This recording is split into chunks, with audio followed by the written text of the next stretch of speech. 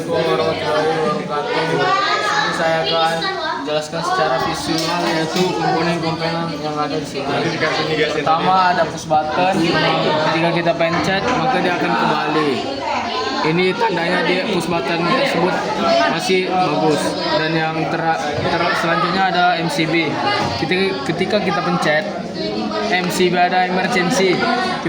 Ketika kita tekan maka dia tidak akan kembali, karena kalau harus kita mau dia kembali lagi kita harus putar lagi.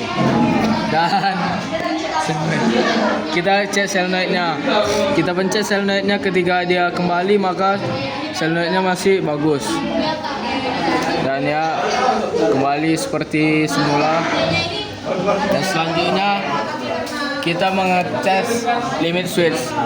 Kita tekan apakah dia akan kembali. Kalau dia kembali maka limit switchnya masih bagus dan dia kembali karena limit switchnya masih bagus. Dan selanjutnya ada kontaktor. Ketika kita pencet ini maka dia akan kembali seperti semula.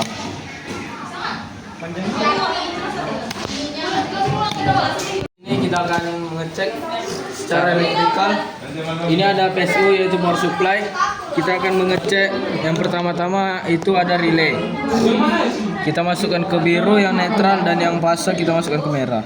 Coba kita hidupkan apakah lampu pada relay menyala. Ya, ini nyala. Mana bodoh?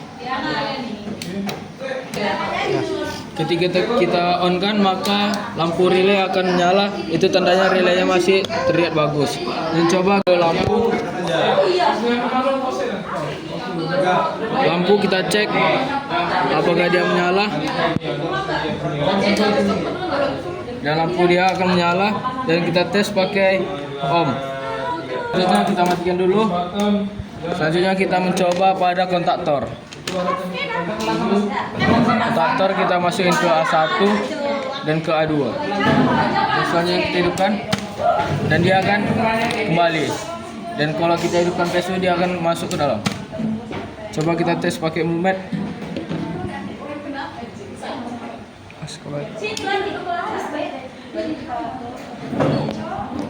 Dan mulmet tersebut akan bergerak, itu tandanya bagus. Dan selanjutnya kita matikan dulu PSU-nya. Kita beralih ke sensor. Sensor pada biru dan merah. Dan kita hidupkan PSU-nya. Dan ini lampunya akan hidup karena dia mendeteksi ada logam. Kita coba lagi karena dia ada mendeteksi logam. Dan kita ukur, kita coba ukur.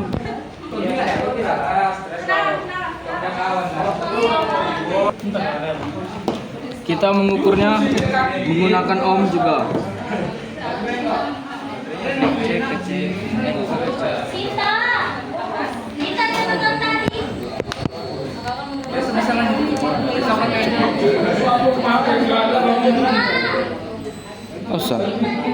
Dan ini masih bagus.